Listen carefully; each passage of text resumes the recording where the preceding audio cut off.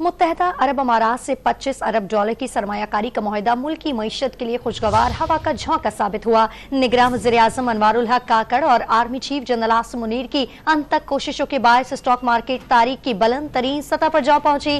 100 index دوران کاروبار 900 سے زائد پوائنٹس اضافے سے 60,000 کی تاریخی حد بھی عبور کر گیا۔ مارکیٹ میں تیزی سے سرمایہ کار خوشی سے نہال ہیں۔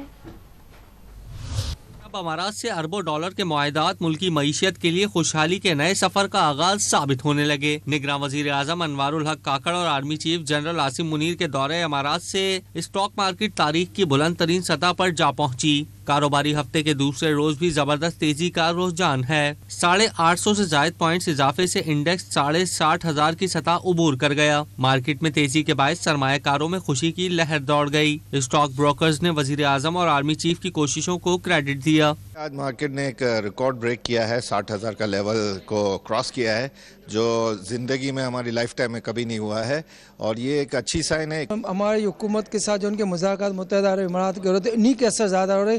اگر ان کا فنڈ پاکستان میں آئے گا تو آپ دیکھنا کہ مارکیٹ میں ہر جگہ پہ خوشحالی ہوگی۔ ہم نے دیکھا وزٹ بہت سکسیسفل ہوا ہے۔ پرائم منسٹر کاکڑ صاحب جو گئے یو اے میں، وہاں سے 20 سے 25 ارب ڈالر پاکستان آنے کی امید ہے۔